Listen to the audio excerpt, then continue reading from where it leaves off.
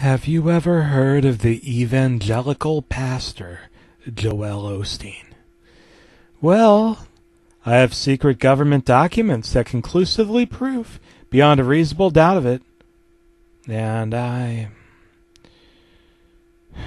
know you won't believe me. He's actually a horse. Now, you may be asking a lot of questions right now. How can a horse put on a suit? Well, think of it this way. Have you ever seen an animal dressed up like a dachshund put into human clothes? Well, decades ago, Joel Osteen learned to walk on his hind legs. He was a very productive horse. He was the most productive horse in Texas.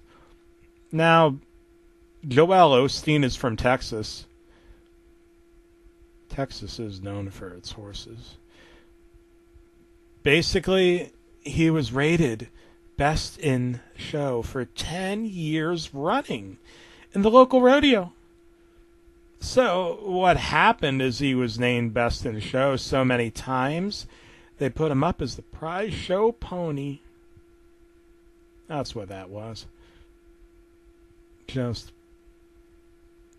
That was the nickname. Probably, not even that name. Joel. That's not a human name.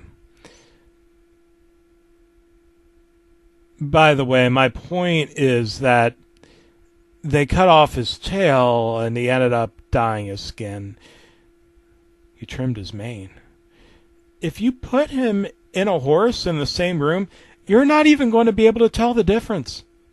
I know, but it's true. You may say, well, don't horses have long snouts? Well, he kind of does. According to the government document that I found, he actually had a long one because he has this huge mega church. It's taxpayer funded. He actually uses the exemptions from his taxes to fund a hologram program which reduces the size of his nose slightly. He still has a horse profile. If he turned. When he turns to the side, his nose is clearly 7 to 8 inches long. But when he faces forward, you can't tell. Because, and a lot of people don't know this, but when you face forward, you're actually turning the radius of your face. You know, his head is actually oval, conical shaped, but because he's facing like a human, it looks flat. And so, his pugnacious, it's now actually compressed when he faces us. So anyway, if you know, he's been getting criticized in media. I find it really offensive because, he's a horse. He is a horse, and he went through a lot of hardships, you see. Okay, he had to. He had to raise himself up. It is a really creepy story. Okay, so he had bloodshot eyes. I saw him once. He had bloodshot eyes. He looked at me and he made really loud...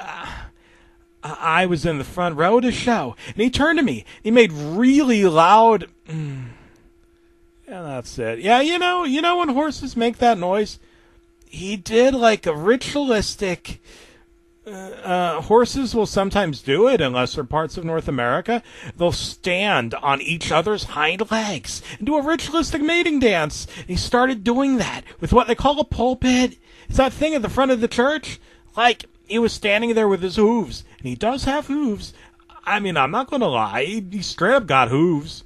You'll notice he tucks his hands into his collar. But those aren't his hands. They're actually plastic hands that cover hooves. Sometimes you'll do it. You'll just see the hoof.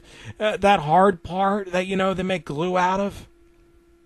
Or they used to. I don't know if they do it anymore, but it used to be that. You know, you'd say you're taking a trip to the glue factory. And that would mean that jolt. You know. I'm going to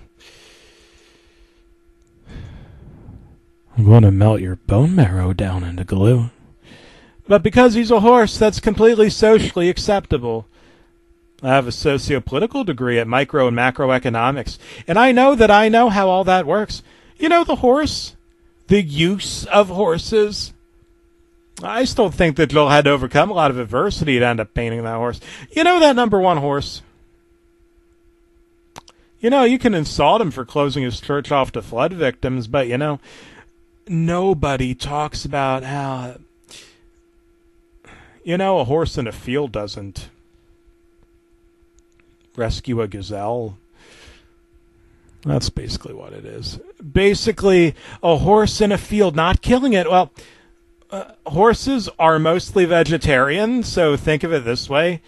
If you had a carrot and that horse didn't protect that carrot from the flood, it doesn't matter because it's a carrot. That's my point. I mean, I'm not protecting the guy. Actually, I forgot. This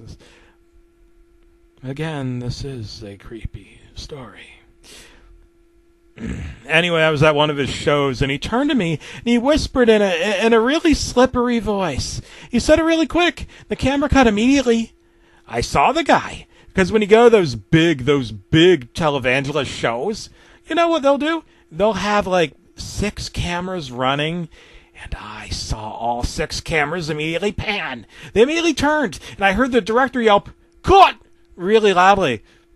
It actually sounded like he yelled, "Cut!" which is a euphemism for a vagina, but I think that might have been because Joel Osteen's horse vagina was visible on stage. Because he does have a horse vagina. Anyway, I have to go. I gotta go. But anyway, this is the creepy story about Joel. About that Joel Osteen. And then he turned to me and said, "Listen to you." He was covered in flies. He was absolutely covered in flies. I mean, horses tend to attract flies, so that's not anything against him. He's equine. So when you're an equine, you know, one of the major problems with the equine family of animals is that they tend to be, you know, they don't wash themselves.